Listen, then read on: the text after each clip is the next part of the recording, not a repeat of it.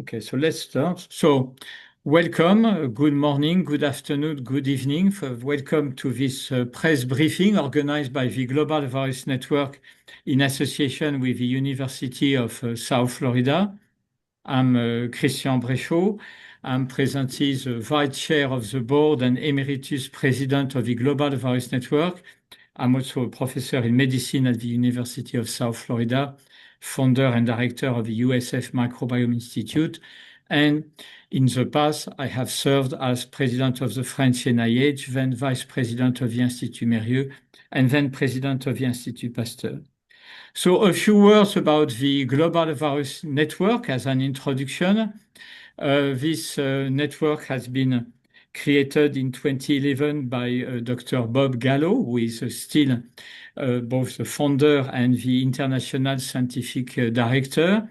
This network now includes about 90 research centers worldwide in all continents.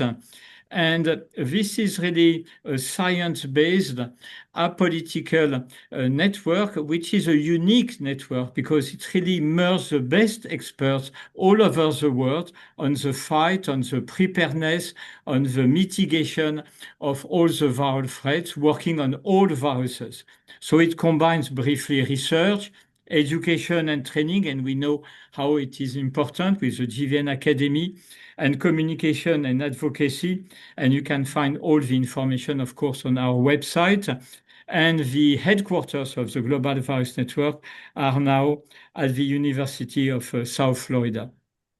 So the purpose of this press briefing is obviously to provide timely and an accurate information on the present situation. And we are very, very fortunate. I really mean that to have these 6 members of the panel, outstanding members.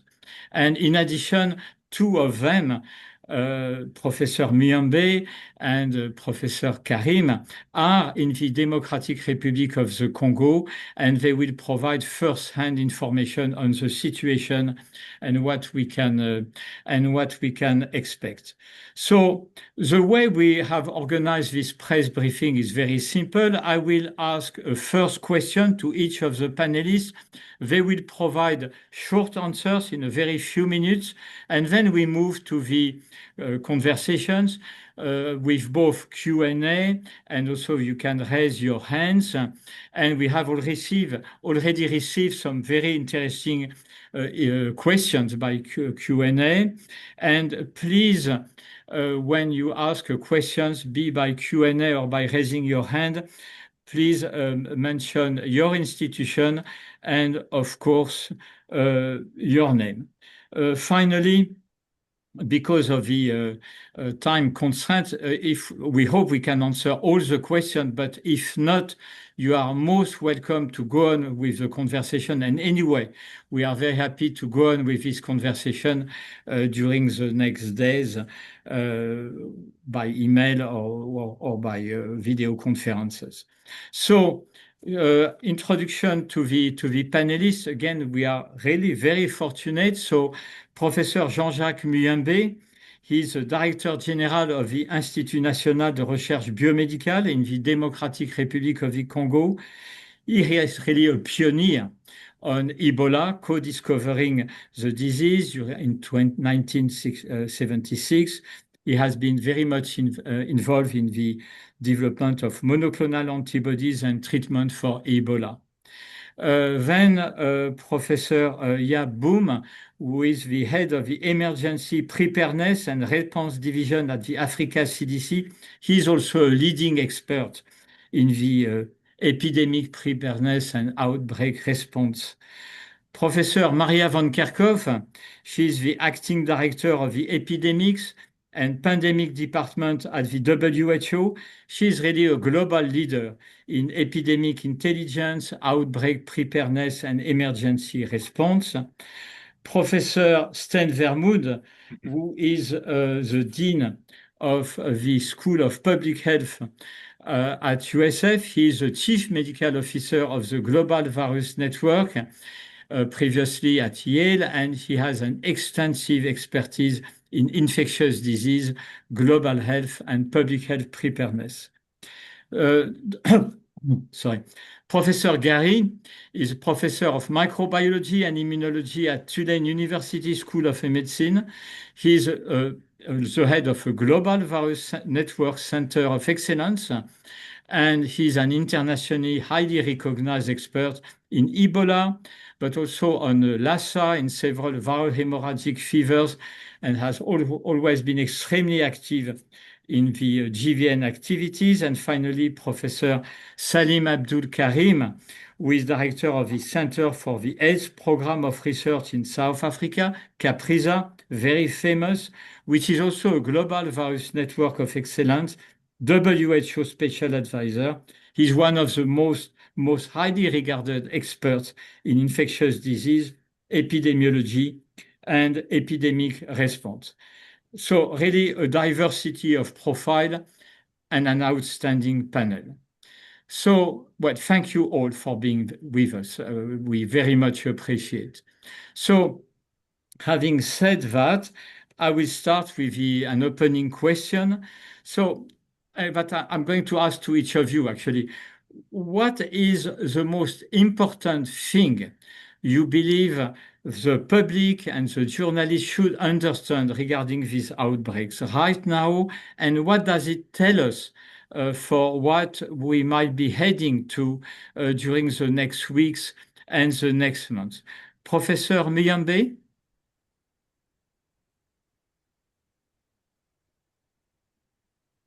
The question is, describe what is the big challenges you're facing in the epidemic here in the DRC. The most important message you would like to convey. Yeah, sometimes it's difficult. Okay, thank you very much for inviting me to this. Yeah. Thank you very much for inviting me to this important meeting. So the big question, the big challenge on the ground is, I think, the first thing is to have to restore the trust of the communities. And the second is the security situation in the field, because we have a lot of the armed groups working in this region.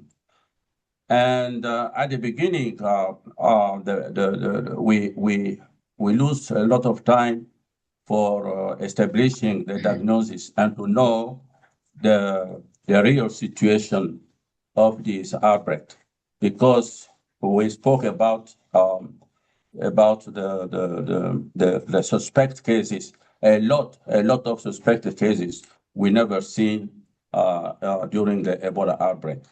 And so we established now the diagnosis, and between 14 May and 30 May, we analyzed 1,200 samples from suspected cases, and we found that only 343 were positive for Ebola Bundibugyo. So our outbreak is concerning this number of positive and not the suspected cases. It is why we are doing now, and today or yesterday we had 550 confirmed cases with 101 deaths. The case fatality rate of 18%, but the contact tracing was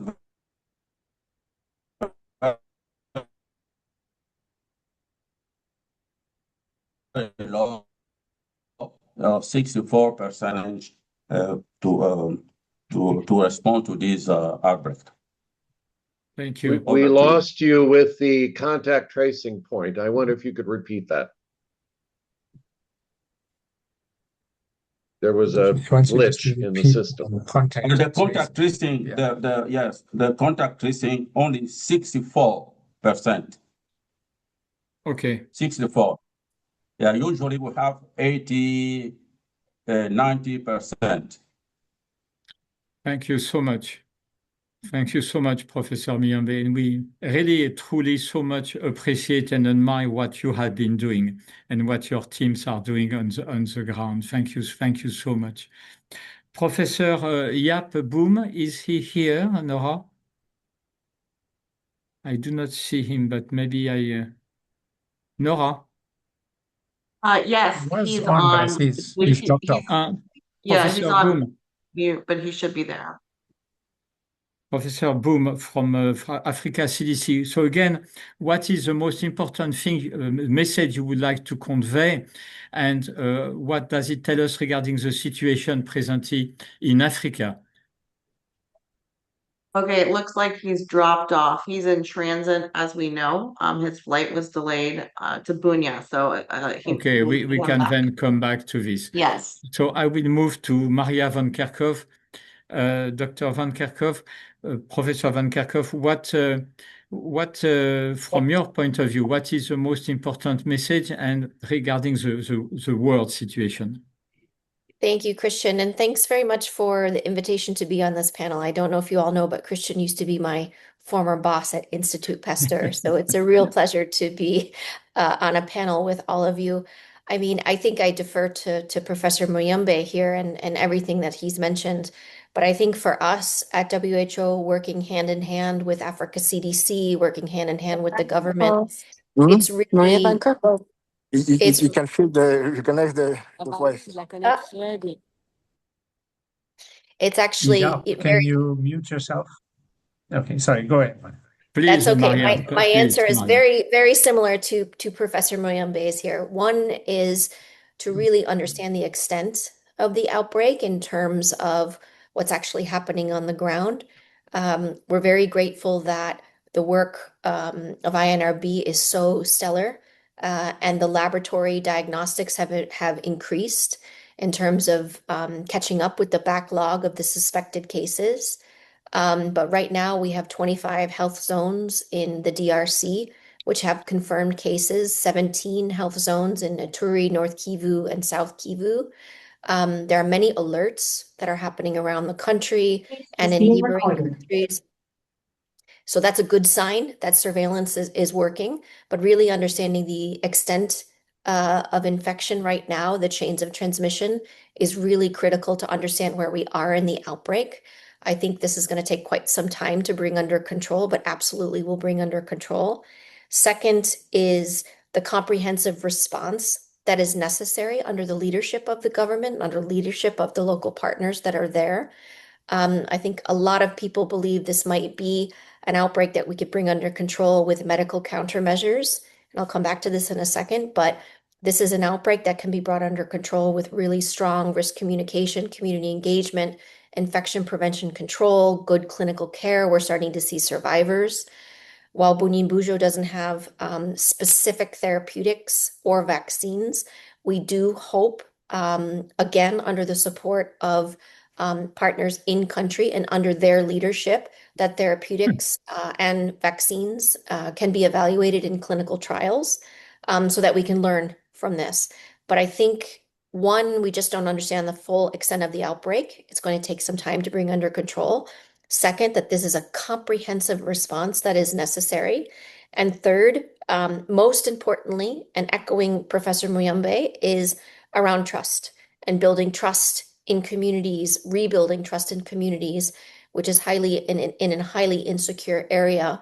We can have the best plan in place, we can have the best interventions in place, but if we don't have the trust and the support of communities, we actually won't be able to implement them.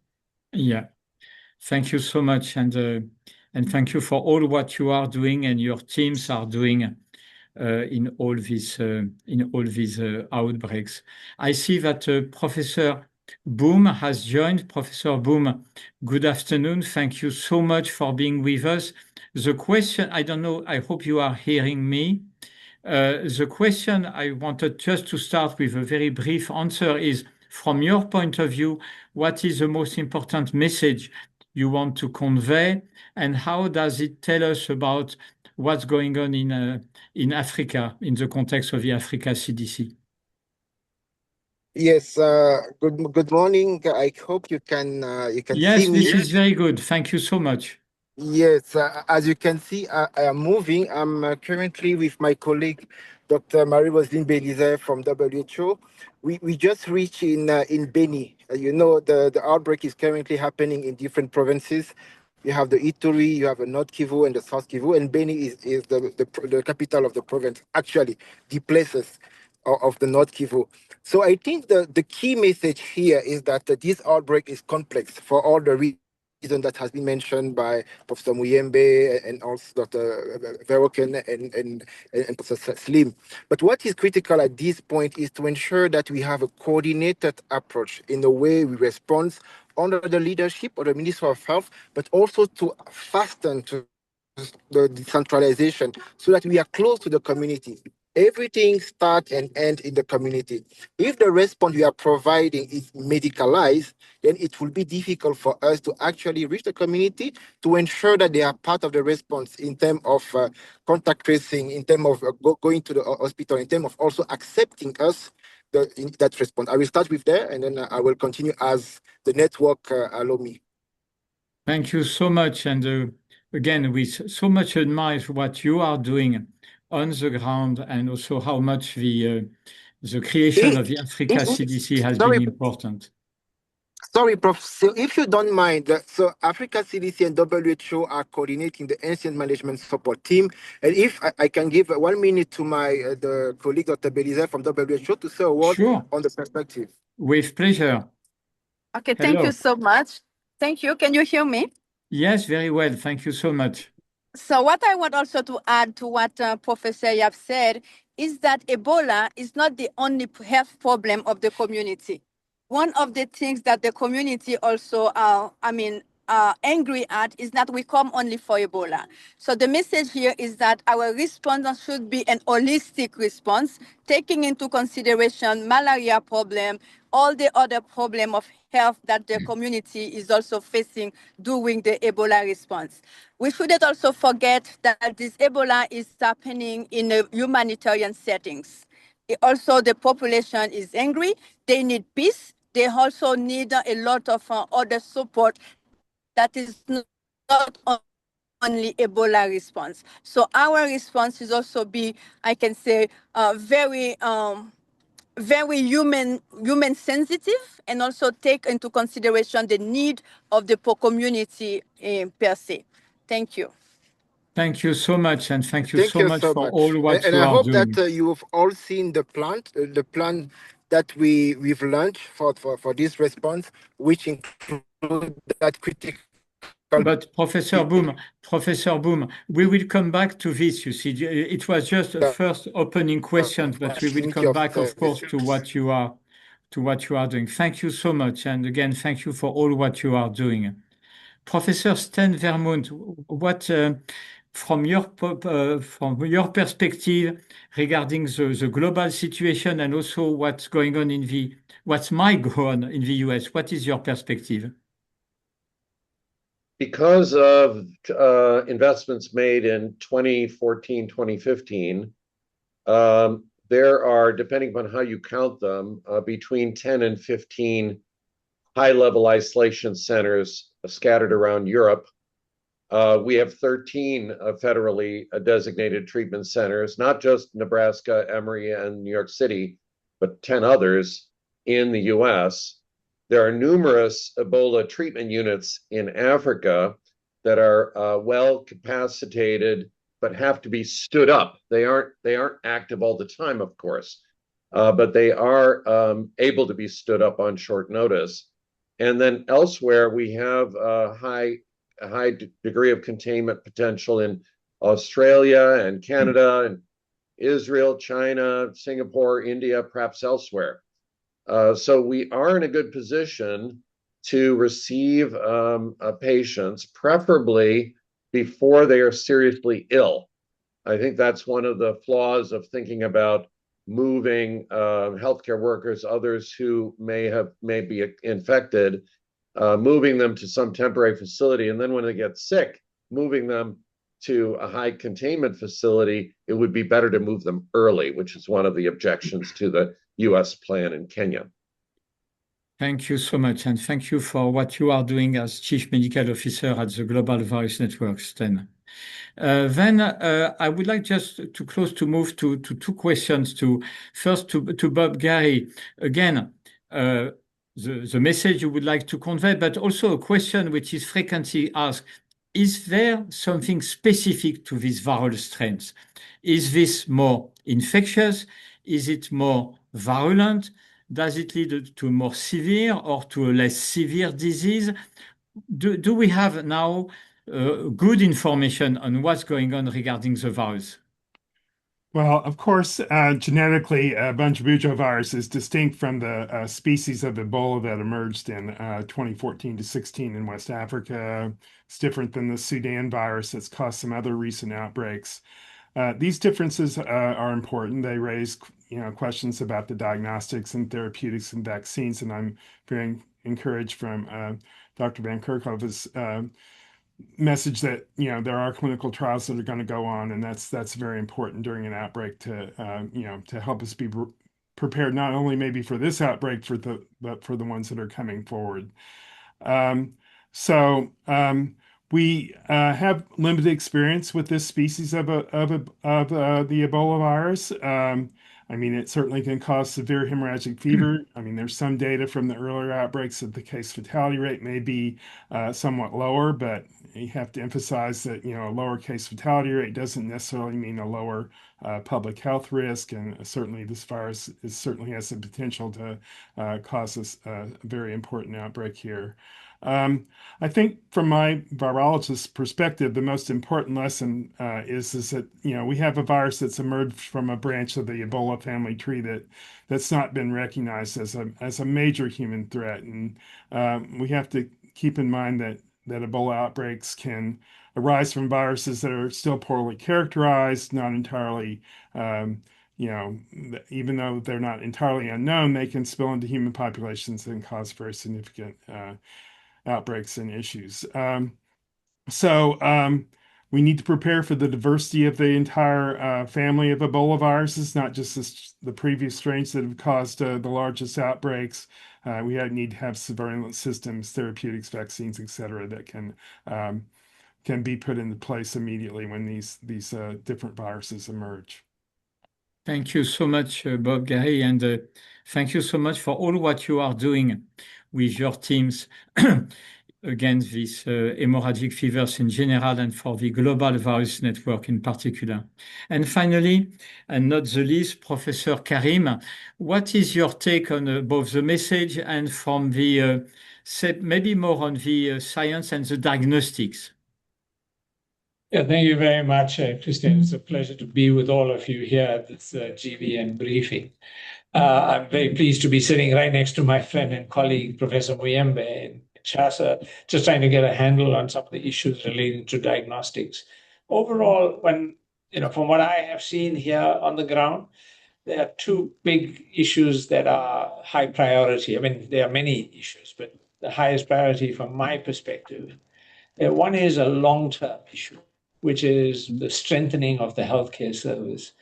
That the healthcare service is really struggling and there's real challenges all around. And that's one of the issues we're grappling with. We're seeing still ongoing transmission to healthcare workers.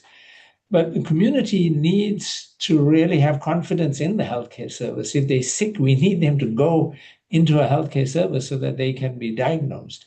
And that's a big challenge. And it's not just from a community perspective, which is a big issue, but it's also from the health services. And part of the problem has been the political instability, the risk issues, and that sort. So from a long-term perspective, strengthening the healthcare service is a high priority. But right now, to use our resources most effectively, given that we have no treatment and no vaccine, we really need to focus on our public health measures. And that's about case detection, isolation of cases. It's about using infection control measures for carers and in burials. And to thirdly, ensure we do contact tracing. Now, the problem is you need a good diagnostic. And we really struggling on that front. And even though Professor Muyembe's labs are amazing here, we need a rapid on-site diagnostic that you can Yeah. get, and then within an hour. And that's what will make a big difference. So you can concentrate your resources on those individuals that have the infection. Thank you so much. And thank you for all what you are doing with Caprisa against HIV, of course, but on a more general basis on the global public health issues. Thank you. And as now a global virus network support. Thank you so much. So thank you all. And we can move to the Q&A or raise your hands. Nora and Aline, you just need to show me if you have Q&A. Otherwise, I can start with another question, waiting for them. I do not see the raising hand. So look in the attendees, and there's 4 hands raised. Do you see those? No, I'm not in the attendees. Aline, no? I know how to do it. And you click on participants, and next to it is panelists, attendees. The first one is Jonathan Lambert. Perhaps he can go ahead. Now I have it. Sorry. Okay, great. Okay, so question from Jonathan Lambert. Can you specify your institution and ask your question? Yes. Hello. Thanks. I'm Jonathan Lambert from NPR in the U.S.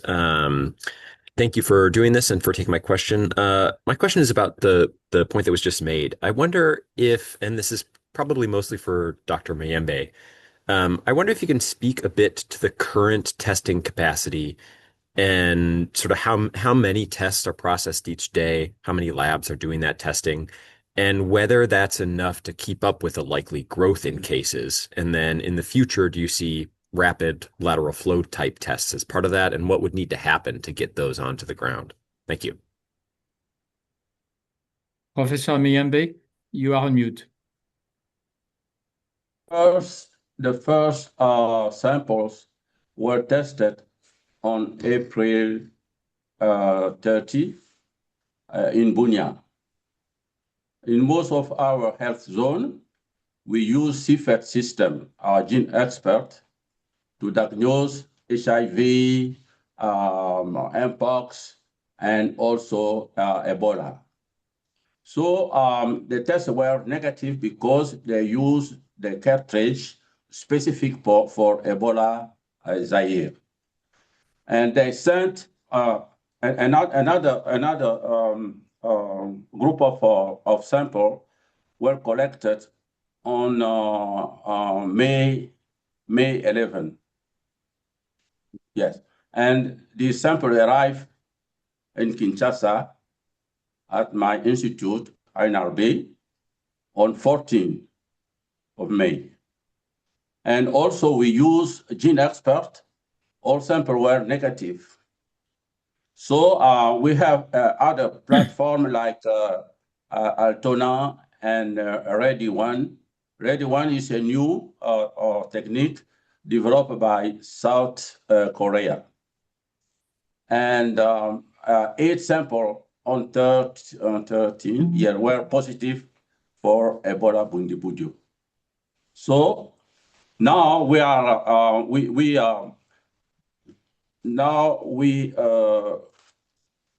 we install our diagnosis system in Bunia and another lab, mobile lab in Rwampara. And we test all samples the same day. So the capacity, we increase our capacity for diagnosis. This is very important. And we have also with the Fondation Mérieux, we have also developed an extension of the NRB in Goma. And the Goma laboratory is in charge of samples coming from Sud Kivu, Butembo, and Beni. That is what we are doing now. Thank you so much. Mr. Paul Adepodju, can you specify your institution and ask the question? Yes, thank you very much. My name is Paul Adepodju. I write for The Lancet. So my question goes to this particular response is being framed in the contest, in several contests.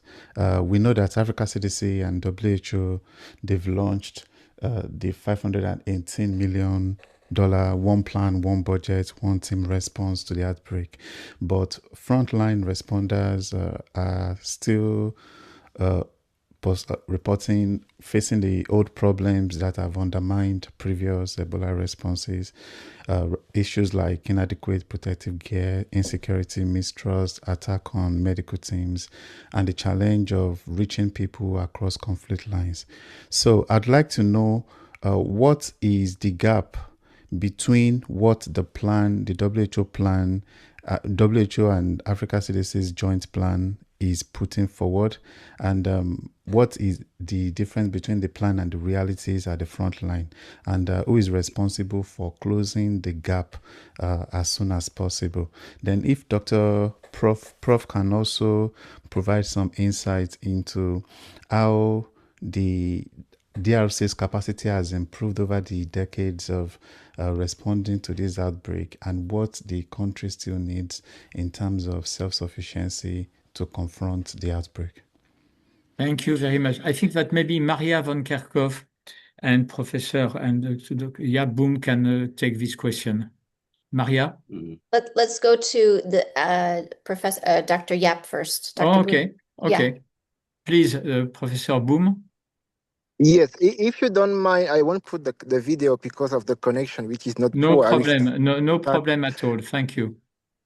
Yes, so the first difference is between the continental plan and the reality is the lesson we've learned from the mpox. You remember the IMSD and the 4-1, we started with the mpox, and then we have a very good coordination at the continental level, but then at the field level, it was not the same. That's why, as you see, we are in the same car with Dr. Marie-Roseline, which was the regional emergency director for WHO, who is here with me in Bunia and Beni to ensure that what is in the plan is what we actually implement. It also means that the operationalization of the plan go to the detail. We have categorized the health zone. You have the hotspot, you have the active zone, you have the at risk, and we want to make sure that we, together with the other partners, we can really cover them with the competitive advantage. We will take the partner like UNICEF. They are very strong on the RCC, the IPC. They will be the one leading those one. To mention that the plan has to be operationalized with the leaders being in the field, in the community. Maybe I will give to Marie-Roseline to complement. Okay. Thank you. So what I can add is that, first of all, in anything, you know your plan is good when you test it with the field. So this is what we are doing in the first days of the response to see what really the gap between the plan and the reality. And I think the experience that we are having in the field is really teaching us a lot of things. First, for example, preparedness. There is no preparedness in the region where we are. So we are starting a response from scratch to put everything in place, a surveillance system, IPC control, clinical care, everything should start from scratch. When you look at, for example, the surveillance system, we can see that this outbreak has been detected with a lot of delay. So far, we have to catch up this delay in the backlog of cases that we are reporting now. When you look at the prevention and control infections, when we make the assessment in the field, the average, I think, the score of all the health infrastructure in Ituri province has been low than less than 30% in all the capacity they have in order to prevent infection at hospital level. And when you look at also at the community, even though this the community has been, exposed before to Ebola, but this one is a new strain, is a new species for which there is no vaccine, there is no treatment, there's no therapeutic, as my colleague Maria already said. And we already vaccine in the past, this community. So now we have to explain them in order for them to understand. Because the first time they had Ebola, they didn't know about the six, species that exist. They just know Ebola. So now we come with a new, and we have to start explaining them in order for them to understand. Thank you. We also have. No, sorry to interrupt. Thank you so much, just for the sake of taking all the questions, but thank you so much for what. Can you give us your name, if I may? Dr. Marie-Roseline. Thank you so much. Very important comment. Thank you so much, both. Maria, do you want to add something or? No, just to say, Mary Rosalind is our emergency director, our regional emergency director for Afro, and she's the incident manager in the team for WHO. So working Yeah. side by side with Dr. Boom, we're lucky to have her online. So I'm going to defer to her on some questions for WHO and supplement where I can. Yeah. Thank you. Thank you so much, both. Then we move to Mrs. Melody Schreiber. Hello? Hello, you can hear me. Yeah. Thank you so much for doing this, for taking my question. I'm Can you Melody specify Schreiber. your institution, please? Yeah, Melody Schreiber with the Guardian US. And my question is what, and I know this is a big question, what can be done to improve trust in the short term and to sort of get more community engagement? Would that be offering more healthcare for other issues? As you mentioned, malaria being a big problem. Yeah, what in the short term can be done to kind of improve this response and trust? Thank you so much. Thank you so much. Maybe we can ask to Professor Muyambe and Karim for their experience. Yes, as you know, DRC is the most affected country by Ebola outbreak in Africa. In total, we have 17 Ebola outbreaks. So we have developed some expertise and also experience to respond to these outbreaks. But for the moment, I am some bit disappointed because I don't see in practice these experience in the ground. It seems that we have been surprised by these outbreak, and we have to learn again how to involve community in this outbreak. And what we are doing now is to speak with leaders of opinions like pastors, priests in the churches, speaking with traditional chief, and also we local people in the response team if they speak the language, the local language. So population will find them like their relatives and will increase their trust in the response.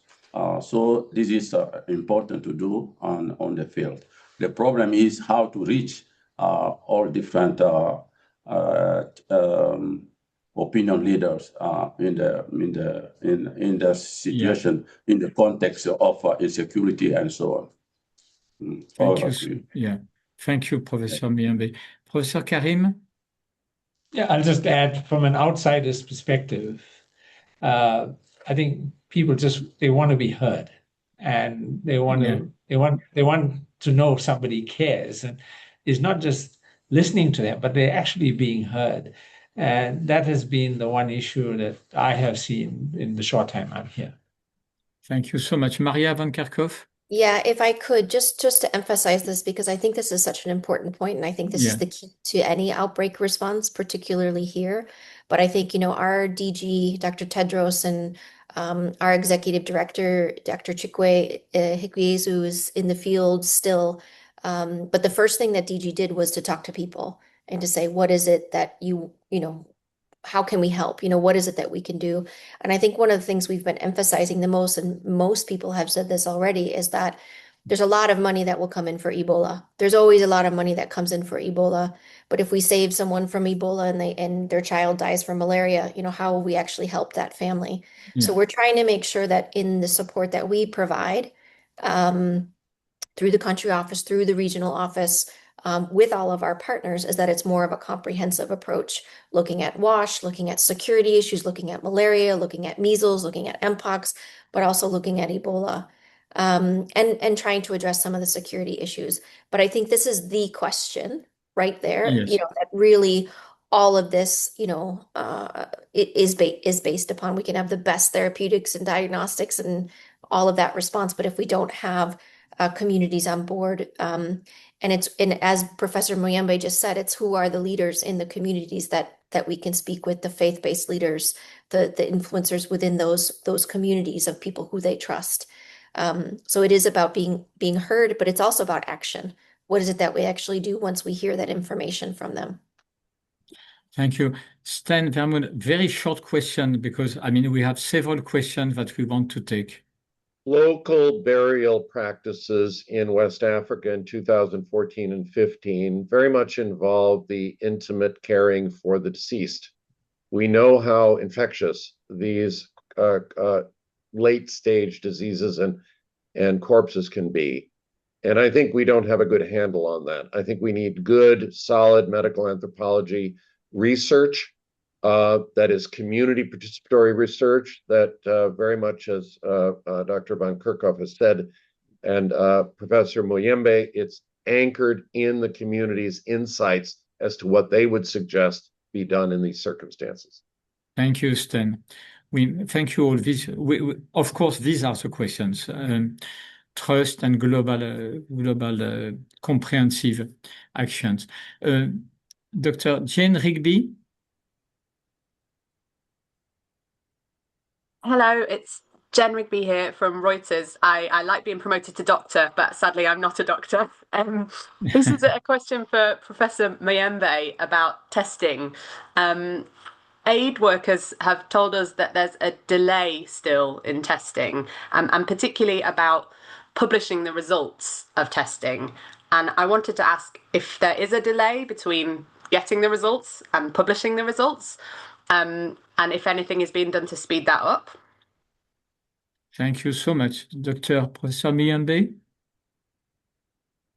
or Karim? No.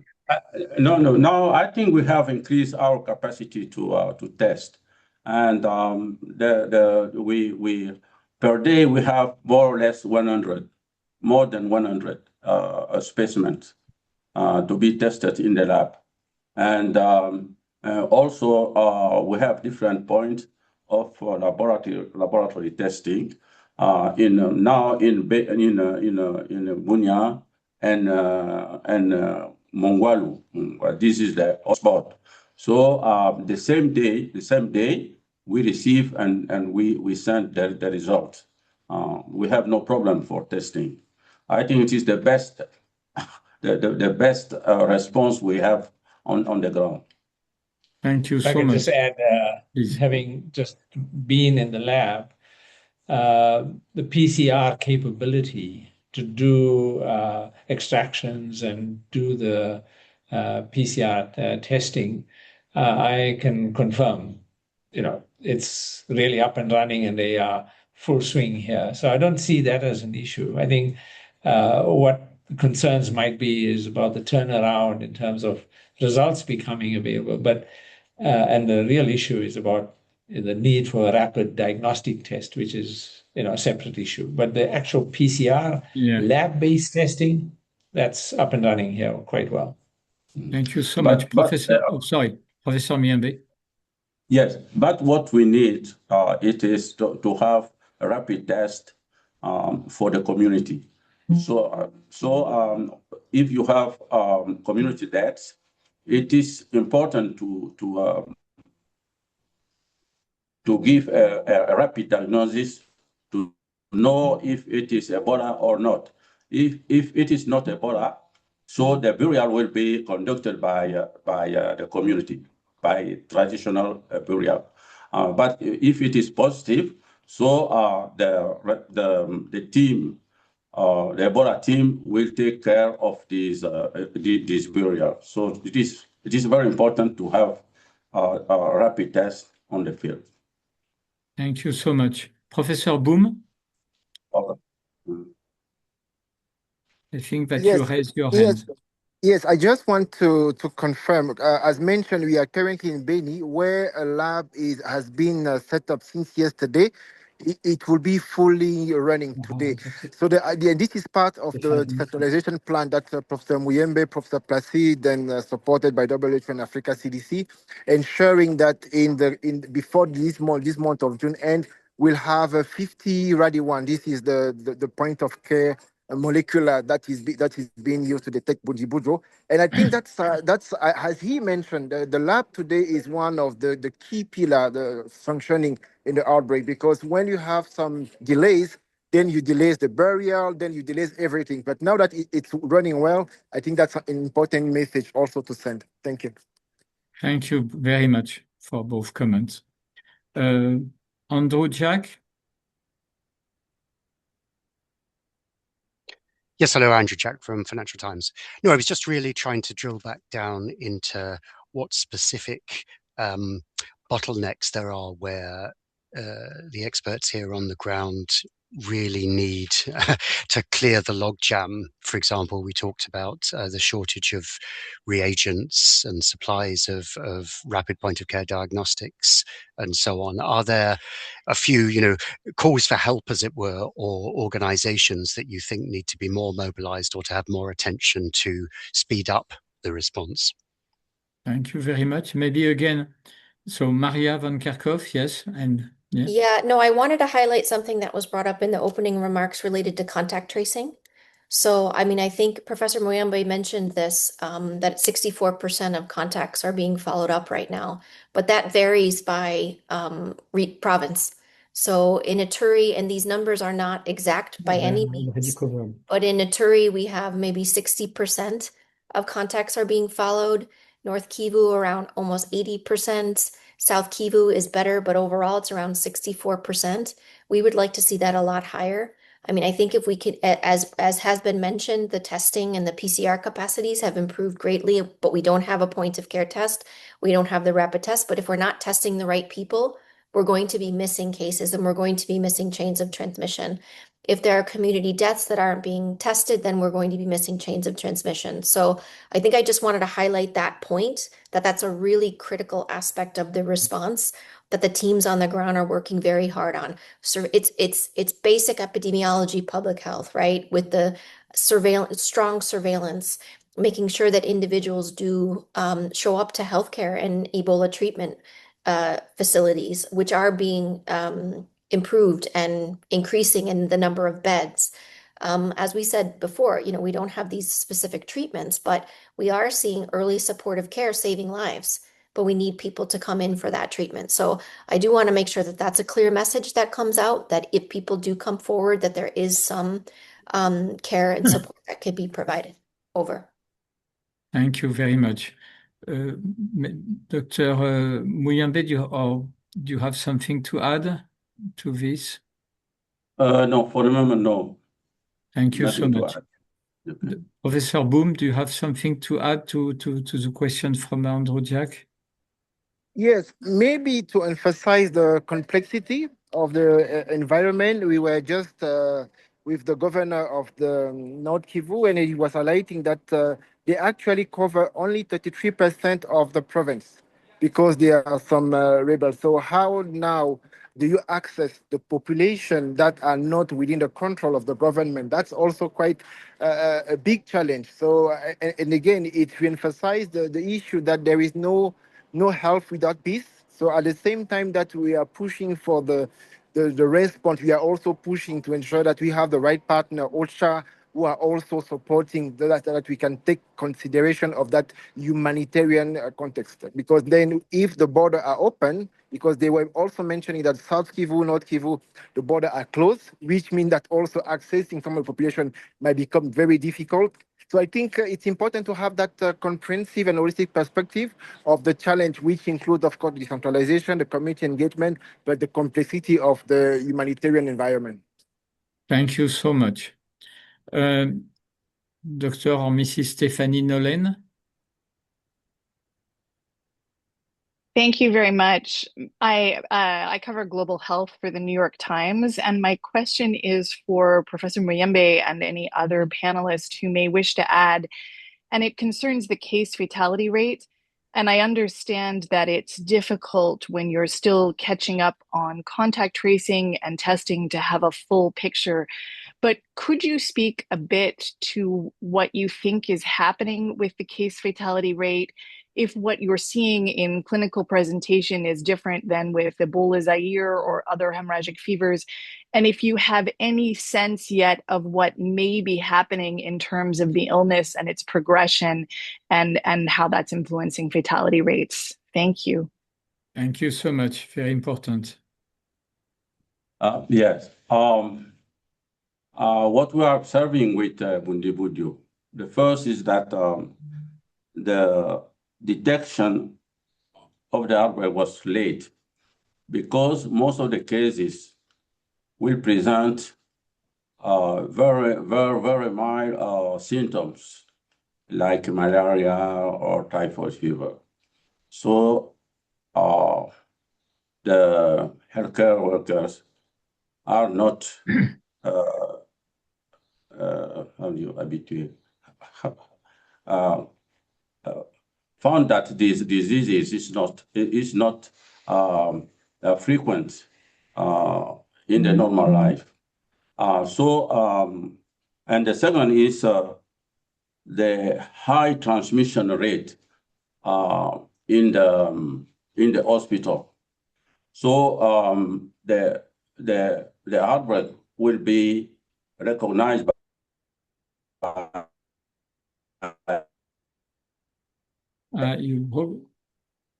we lost you for a few seconds. Yes, and also what I can say. Okay. Perhaps I'll just add one point for Stephanie, that when we looked at the initial case fatality rates, they were quite low, much lower than we were anticipating. Yes, so this is also a problem. This is also a problem. So the lethality rate is low compared to Ebola Zaire. But I think the transmission in the community is very high, very high. But I would take that with some skepticism. And the reason for that is that the denominator was inflated because we had a large number of suspected cases. Mm-hmm. And our numerator has a problem too, because a whole lot of people died before we could get samples. Yeah. So we have a large number of deaths where we actually don't know the diagnosis because the samples were never collected. And our denominator is a problem. So on both sides, I would say it's early to tell. It looks like the usual case fatality rate of around 50% that we would expect. It's probably lower than that. How much lower? I think it's too early to tell. Thank you. These are very important information. Maria van Kerkhove? Yeah, reinforcing these points that we really don't know. I mean, we have difficulty in calculating CFR. I mean, for sure, it's crude at a minimum to begin with, but we don't have a good handle on the numerator or the denominator. And just to highlight the second point of Stephanie's question around, are we seeing something different? I mean, Bundibugyo is different than Ebola Zaire, Ebola Sudan, but we've had 2 other outbreaks of Bundibugyo, and in those outbreaks, we have seen, a high proportion of gastrointestinal symptoms, which we are seeing in this case as well. And Professor Muyambe, and correct me if I'm wrong here, we are seeing something similar. But I do think we need to be careful when we look at any of these types of estimates. There's a number of metrics that we're looking at right now. Test positivity is also another one that's really critical at the moment, where you would like to see a larger number of samples being tested and most of those coming back negative. That's a good sign that we're actually catching up with the system. And that's what we're seeing now with the hard work of the testing that's happening in the field. But I would just, as Slim has said, a grain of salt, a big grain of salt with the CFR right now. And I wouldn't conclude anything at the moment, until we can really get a handle on what's happening here. We're not saying something is different. The people are looking at the sequences, including at INRB as well. But I wouldn't put too much weight on any particular estimates at the moment. Thank you. That will be a very important parameter, of course, for the next weeks and months. Stan, a very short comment. We are coming to the end. A reminder for our friends in the journalistic community that case fatality rate answers the question, how likely is death among recognized clinical cases? And that's that, as the last three speakers mentioned, clinical severity, access to care, surveillance bias, testing accessibility heavily influences our estimates, and that's why they're unreliable. The infection fatality rate reflects biological virulence, but it requires a strong testing capacity so that we have a very good sense of how many asymptomatic cases, uninfected people there are. So this is a distinction that I think is often confused in the literature. Thank you, and very important as well. Before we conclude, maybe Maria van Kerkhove, we know that we do not have a specific vaccine, that we do not have specific treatments, but for you and also maybe for Bob Gary and Salim Karim, do we have hopes for some vaccines or treatments, and when? I mean, for sure. I think, we've all heard the message that we don't have anything specific for Bundibugyo, but our R&D blueprint for epidemics, we have colleagues on the ground working together with colleagues in the DRC, specifically to look at the potential for clinical trials for therapeutics. And yes, therapeutics seem to be more promising than vaccines at the moment. But there are some candidates that might be available to be able to do these clinical trials. And what we're doing on the ground is working on the protocols with colleagues on the ground, led by colleagues on the ground, including Professor Moyambe, to be able to carry out clinical trials, both for therapeutics and vaccines. I think the vaccines will take somewhere between 2 months, 6 months, 9 months. It really depends.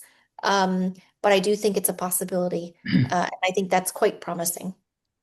Thank you. Are you using, or overall, I mean, are the teams using drug repurposing? We heard about remdesivir, as always. Yes, that's right. That's right. And listen, I mean, again, we do want people to hear that good early clinical care saves lives, even without specific treatment. And I think this is really important. And that's probably the biggest message that we want people to hear. I think a lot of time what gets in the headlines is that there's nothing specific for Bundibugyo, but with early clinical care, with protected health workers, of course, caring for those health workers as well, early supportive care can save lives. And Stan, I would just please, add that, Bob.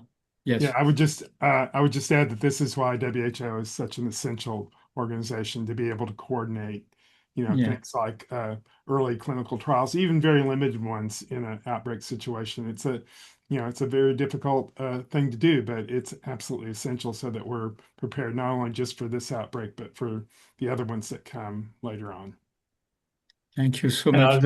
I'll just add one quick point. That is that I'm actually quite hopeful on the treatment front, because if remdesivir does work, it can be shown quite quickly in a smaller, contained study that can be done in the field quickly. And importantly, remdesivir is widely available. There's many generic versions. It's quite cheap, even though it's an injectable.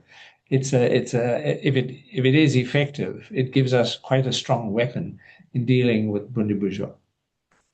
Thank you so much. And I just want to add that, of course, and this is really a message that all of you have conveyed and very well, is such the important need for early clinical care, trust, global and comprehensive view of the problems. But in addition to this, for example, there had been a new report on AI used for new vaccines, which would target all coronavirus strains. And maybe in the future, we should also take advantage of this progress. And my final comment on this is for diagnostics. I find it very striking that all of you have emphasized, of course, you need to have infrastructures, the access. We all know this. But in addition to this, to really get the good, rapid diagnostics and more comprehensive. And when you see the efforts which have been paved to vaccine development during COVID-19 with a huge amount of effort from different industrial partners, huge amount of financial support, I don't think that although a lot of efforts have been put on this, I don't think that we have seen the same effort on diagnostics. And we need to have a better access to highly qualified diagnostic tests and rapid tests. So, well, we will now wrap up this press briefing. Thank you so much to the panelists. This has been very informative. Don't hesitate for the attendees to contact us for further questions, further follow-up on this. This is really what the Global Virus Network is about, to really convey these messages. And just want to conclude that we so much appreciate and admire, I really mean that, all what is being done by the different panelists to fight against these viral threats. So thank you so much, and we wish you the best for the next weeks and months. Thank you so much. Bye-bye. Thank you.